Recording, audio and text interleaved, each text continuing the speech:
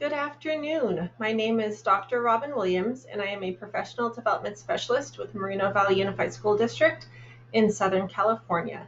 I am excited to present virtual STEAM learning labs today at Wonder Workshops International STEAM Summit. On the top right-hand corner of your screen is a bit.ly to access all of these slides. Feel free to make a copy and adapt it to your own virtual or hybrid or in-person classroom. bit.ly/virtuallab2020. Our objectives today are to understand how to use virtual STEAM learning labs with my students. I will understand how to use the engineering design process with my students, and I will be able to teach my students how to use the engineering design process during asynchronous time. Why virtual STEAM labs? We want to increase student engagement. Right now, most of us are using distance learning, but some schools around the world are already in hybrid or back to the traditional classroom. And the STEAM labs, virtual or in person, can increase student engagement. We want to integrate subjects. Time is precious. There's never enough time to teach everything we want to. But if we intentionally integrate subjects, we can find more time to teach more of the curricula. Provide real-world learning experiences. We want our students to make connections to the real world and how learning is applicable from the classroom to future jobs. And most of all, we want to have fun. Learning should be fun for both teachers and students. So welcome to my virtual STEAM learning lab. I'm going to go over several STEAM labs that I do with the elementary school site I support.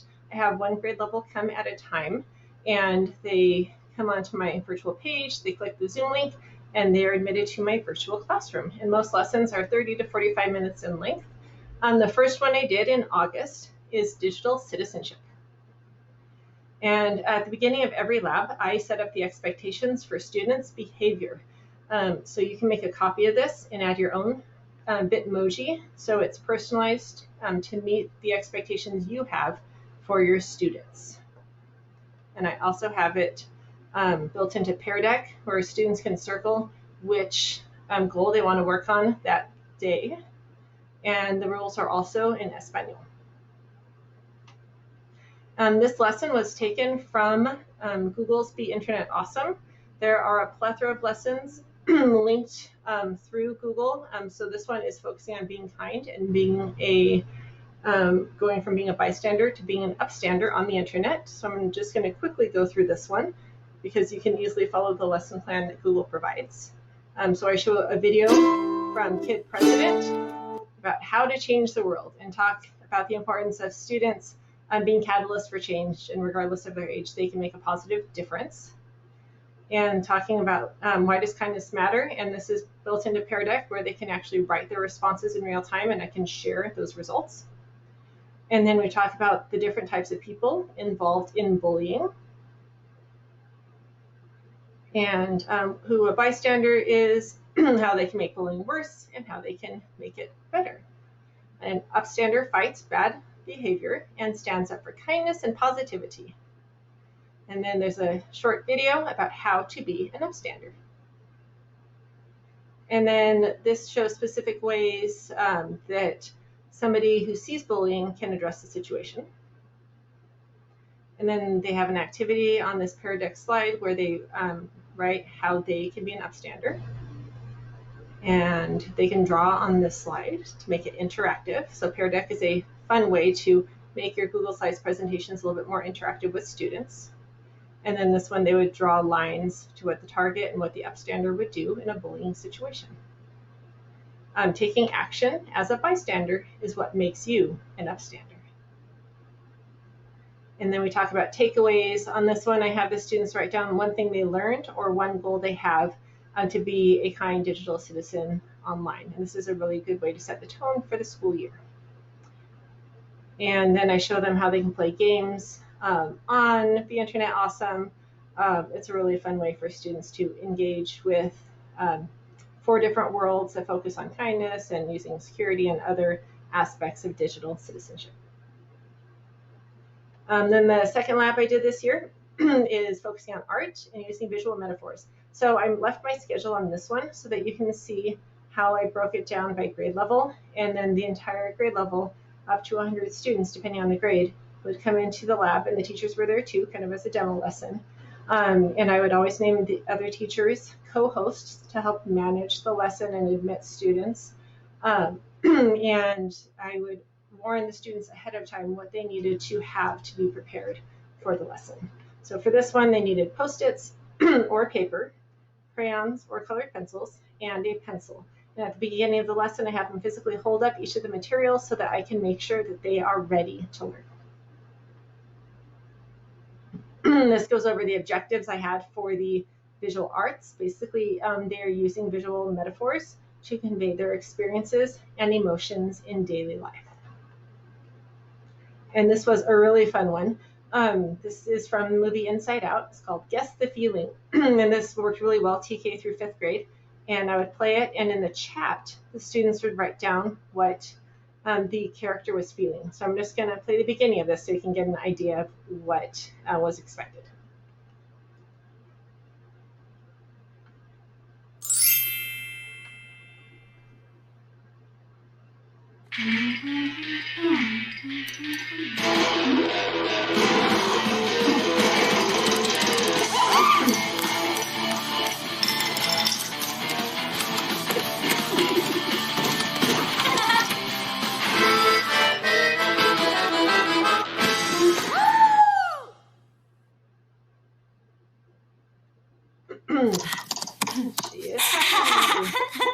So I would pause it, let them type in the chat how they felt, or if it's TK Kinder, they can just show the emotion on their face to match the feeling of the character.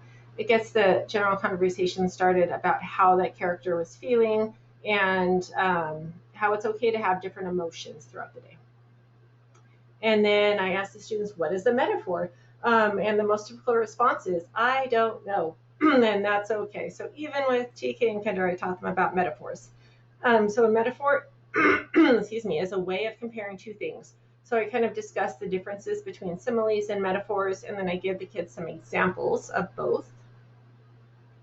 And metaphors are unique because they compare things without using the words like or as. And then I go into the visual metaphor lesson, and I adapted this and used these same slides, TK through 5th grade. A visual metaphor is the representation of a person, place, thing, or idea by means of a visual image that suggests a particular association or point of similarity. And then on here, doves are a symbol of peace, love, and messengers. So we have two images, how artists have used doves in the past to symbolize peace and love without actually saying those words. And this lesson was actually created by an art teacher at one of our high schools in Moreno Valley. So it was nice to collaborate with her to get ideas of how we can use art throughout the curriculum. And then we discuss the visual metaphors in these images. So I turn the chat back on. Typically, I turn the chat off when I'm directly instructing the students so that they do not get distracted. And I have them talk about specific symbols and colors used in the images to communicate the idea. So for example, with the one on the left, I would have them chat even as low as TK Kinder, write down what colors do you see? What do you observe? There is a girl. She is holding a book. She is flying through the air. There's red and orange and yellow.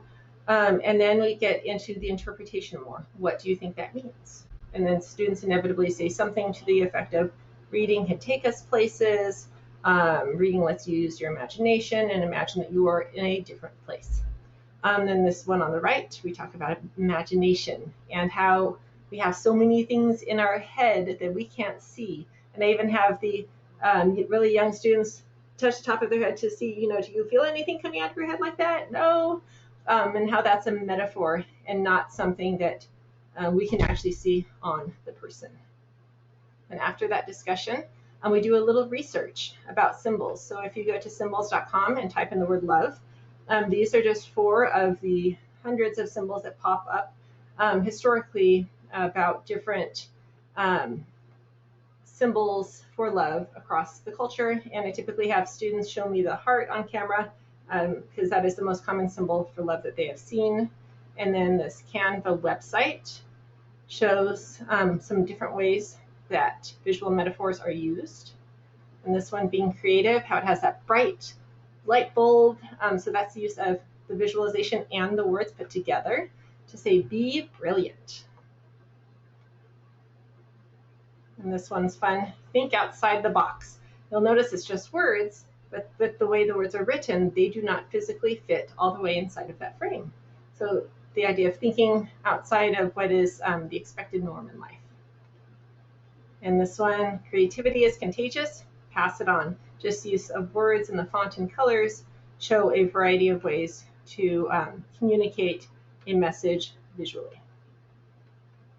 And then we continue on and do a mind map. And I have timers built in that you guys can use. And when I press play, it plays the pretty music and it counts down. And I encourage students to have their cameras on if possible. And they use their Post-it, or I get a piece of paper and they fold it into fourths and they actually do the mind map. So if you wanted to participate in that as well, you could do so. But with the mind map, I have them write my day right in the center and circle it, and then I physically hold up my paper to the camera and wait for them to do the same so that I know that they're on the same pace. And depending on the age level, with 3rd, 4th, and 5th, I have them write down 4 things that they did the day before, and then they branch off and write down the emotions and feelings they had in association with that specific activity. If it's the more younger grades, like 1st and 2nd, maybe just write 2 or 3 things you did the day before, and TK and Kinder, they can just draw a little picture of one thing they did the day before, and maybe like a happy face, sad face, silly face. How did they feel to communicate those emotions? And so I also encourage the teachers to participate in that as well. It is a good activity to kind of refocus and think what is the most important thing with kind of communicating your feelings with others. And then they have 5 minutes for this part. It's a visual journal. They take that Post-it that they have, they're going to get a new Post-it note or use another part of the paper that they folded into fourths, and they're going to communicate without words their visual metaphor. So for example, in the previous one, it said 4 a.m. They felt grumpy, tired, and mad. So the image they drew in the top right-hand corner is a clock that says 4 a.m. and it has a hammer banging on top, and it's got red lines coming off. So we can talk about the power of colors, and maybe the red means anger or frustration because the alarm's waking up too early. The previous one said lunch, felt happy and satisfied. And so it shows a picture of a sandwich or a burger and a smiley face. So then you think that when they ate lunch, they felt happy and satisfied. And then there's a picture of the walk with the trees and the music, where on the walk they felt refreshed and calm. So I have students do that. I press go on the timer, and they have the opportunity to really just focus. And I loved observing students in this because everyone had 100% focus. They were really trying to draw. I encourage use of colors during this part as well, so that they can correlate how they felt with colors. And they typically just have time in the 5 minutes to do one. But if they have extra time, they can illustrate more than one of the things that happened that day before.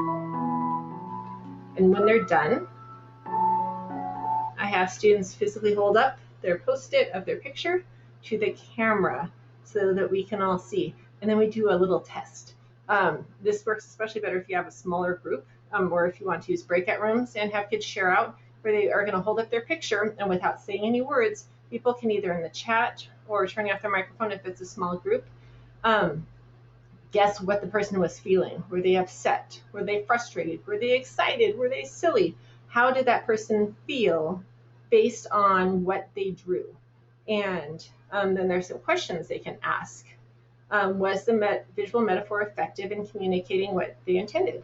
So if everyone's guessing you were upset or angry, but you were actually really happy, what could you change in your drawing to communicate better? And discussing the symbols and colors that you used in the drawing. Why did you use that color? Why did you have the hammer? Why did you have the red marks coming out of it? What were you trying to convey with your feeling? And then thinking of how can you use visual metaphors in your daily life. And I also had a fun time having the teachers hold up their drawings and having the students guess how their teacher felt the day before based on their picture. And then I would have the student or the teacher turn on their microphone and explain out loud what their drawing was about and how they felt, and trying to make those connections to see was it accurate to what we were guessing. And then I thank the artists for attending. A good follow-up to this lesson is for them to keep their Post-its or their papers in a folder or in their journal, so that this could be maybe the start to your class each day. Just draw a quick sketch of one emotion that you went through yesterday and put it in your journal. Just kind of a little check-in for the morning. How are you feeling? What's going on? And it's a little less threatening of a way to communicate emotions to others. And in this time of pandemic and tension and other things in our society, we really need our students to have a social emotional outlet and a positive way to communicate feelings during this time, so that they can, you can know how they're feeling and how to support them. So I thank them at the end of the lesson. The next one I did was aluminum boats experiment. This one really integrates science and engineering. You can absolutely integrate the arts with this one if you get some Sharpies to decorate the boats that they make. In order to be prepared for this one, I definitely give them a few days notice. They need 2 5x5-inch squares of aluminum foil, a bowl of water, a towel or 2, 100 pennies, and if they don't have pennies, they say they can use like beans or Legos that are the same size, something else that they have in their house that there's a lot of and they're like the same size and weight. Paper and pencil, and a worksheet. So when you click on this worksheet, it will force you to make a copy. I encourage teachers to put this in Google Classroom or whatever your program is that you communicate assignments with students, and have it make a copy for them. So during the lab, they can either type on this, or I always have the backup of just a piece of paper and pencil, so that if they prefer to be off technology, they can write their answers. So basically their goal is to build a boat that holds the most possible pennies using a piece of aluminum foil. And they're going to build a boat 2 ways on here. You can always extend the lesson and go more than that. They can only use 1 single piece of foil for the boat. They cannot touch or adjust the boat once it's set in the water. And they can only add pennies 1 at a time, so you can't just dump them all in. So the first thing they do is they develop a plan. So we're essentially going through the engineering design process now. And if you do this a lot with your STEAM labs, the students will know the process. They're like, oh yeah, I can teach this process in my sleep. And during their asynchronous time, they could also work on that engineering design process to develop and test and make their prototypes. So they draw a picture of the boat they plan to make, and they write a description. What are the strengths of the design, and what are some possible weaknesses?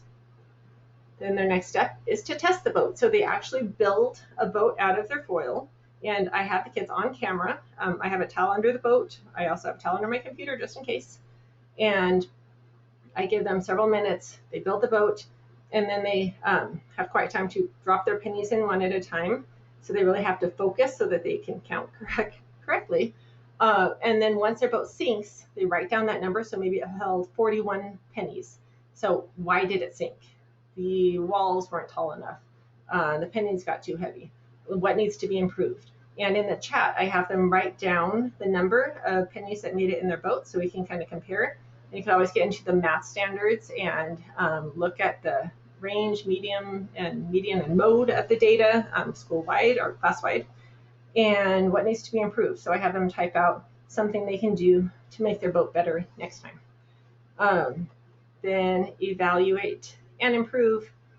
So I also want them to kind of share out what design of boat they had on camera and how did it do, because then they can look at other students' designs. Ideally, if this was in the classroom, they would be doing this as a team, collaboratively, but if it's virtual learning, they are probably doing it at home by themselves, which is okay.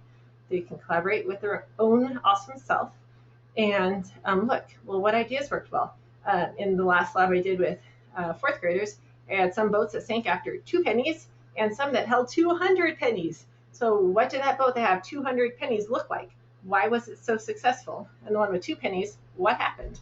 How can we learn from the other group, even if it wasn't your own boat that sank that quickly? And then they develop a plan to make another boat with their second piece of aluminum foil. And they go through that exact same process. They test the boat again. I have them type in the numbers, and then we reflect. Like, what was the most challenging part? What was your favorite part of the activity? And why do you think we would do this in a computer science class? This is taken from code.org, where it's computer science, but it's not online computer science. So it's a fun way to unplug. And I go over the objectives with them. I'm going to show you this video. This was of my son doing the boat challenge himself. 37, 38, 39, 40, 41, 41. All right, let's see. So at the end of that, he would carefully take it out, dry off all the pennies, and then reassess his boat. How can he make it better? And then try it all again. And he had so much fun being engaged in that after school he taught myself and my husband and my daughter how to do it, and we just kept building boats. And that wasn't a homework assignment. It was just something he chose to continue learning because he was so engaged in his class. And this slide shows that engineering design process I was talking about. So the question focus is kind of, how does the design of your aluminum boat affect how many pennies it can hold? And we researched various boat designs that are linked here, imagined and drew different boats. We planned out the boat design, created the prototype, tested the boat, improved the design, tested again, reflected, and we continue the process. So the difference between like a science experiment and STEAM is you are going through the process more than once. You're not just doing the cute experiment and saying we're done. We're learning from it, we're reflecting on it, and we're improving those prototypes. This is an upcoming one that I will be doing with students. It's engineering paper towers. Basically, there's a few different ways to do this challenge, but one of the ways you can do it is have students get 3 pieces of blank paper, and they can also use scissors and tape. And then you give them a timer, like 5 minutes or so, and challenge them to build the tallest tower they can. That it has to be self-standing. You can use the tape to tape it with itself, but you can't like tape it to your ceiling or something. And I did this as an adult as well, and it was really fun to have that time to figure out how to best fold the paper, how to stack it, how to get it to not keep tipping over. My son did a different version of the paper tower challenge where they could not use tape or scissors, but they could use as much paper as they wanted to. And so he would stack it, and he got it at least 4 or 5 feet tall. And he would have different layers of paper stacked on top of each other. And then he had to measure it and kind of graph that data for the teacher. And it had to stand for a certain amount of time before it tipped over. But that's a good, cheap experiment that students can participate in with just paper around their house. A fun way to have them share the results is to make a Google Slides presentation and have each student take a picture with their Chromebook or device of their completed tower and maybe even the process, and post that picture on their slides. So like each student would make a slide, and then you can look at the slides and share them out as a class. And that could be a good asynchronous assignment for students while they're working on that process, to show how tall their tower is, but to also reflect, like, why did you design it that way? Did you have to go through multiple prototypes to get it there? So kind of that engineering design process again with the paper tower. What shapes were the strongest to get that tower to stand? If there was a fan on, was there a problem? And then if you went through different iterations of that tower, kind of write out, why did you make those changes? Why did you design it differently? Because when my son first started building his towers, they kept falling over and they were not stable. But then By the time he had his kind of winning tower, it stayed up overnight, and he had fun the next day turning on a fan really high so that it would blow the tower over. So there's lots of ways to engage the students with paper towers. Then later on, what I will be doing with students is a virtual escape room. That's a fun way to integrate math and technology. And in the notes of this escape room, I included a couple virtual escape rooms. There's a lot out there. I've done this Harry Potter one with students before. It was developed by a librarian, but they basically use Google Forms, and they take you through the process of going through an escape room. So when I did it with students, I put them into breakout rooms, and they could use paper and pencil, and they were encouraged to try to not use a calculator. It depends on the grade level you're working with, but they would need to be old enough to be able to read this independently, so more so like third grade on up. But it says it's their first year at Hogwarts. They're excited, and then something happens. It's completely dark and a door slams. So they click next. And then it shows a different puzzle on here. So the way the Google form is programmed, they have to look for clues. And once they solve it, they have to enter the clues successfully to go to each step. If they get the clue wrong, it's programmed to go back to the previous step and ask it again. So that's one virtual escape room, which is super fun. And then there's also one for Charlie and the Chocolate Factory in the notes of slide 43. And moving on. And you can even have kids make their own virtual escape room. That would be a really fun way to get them engaged. Virtual field trips. I did not make this page. This was found on social media, but we are limited with where we can go, even if you're back in a physical classroom.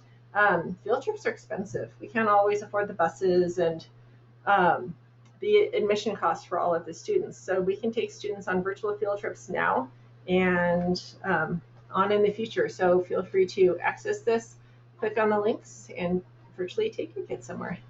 This is just another fun STEAM lab. Bitmoji is coming up with a lot more teacher-friendly Bitmojis. So the science one is exciting. Feel free to copy any of these slides and adapt them to your classroom. So your challenge is to get STEAMy. You can create your own virtual STEAM learning labs and add your Bitmoji. Templates are here. So when you click on it, you would just go File, make a copy, and then you can make a copy and adapt it to your own classroom. So you can delete my Bitmoji and then add another one, but I have the basic slides for the ones I showed you today. And if you look online, there's a lot more available out there, not just these. Try to incorporate the engineering design process into your lessons. And number 3, have fun. We want teaching and learning to be fun.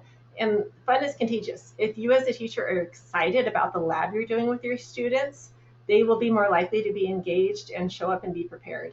Remember, the Bitmoji for this is up here, bit.ly /virtuallab2020. It'll give you access to all the slides. Thank you so much for your time. I enjoyed presenting to you today. Once again, my name is Dr. Robin Williams, and this was our presentation on virtual STEAM learning labs. Thank you so much.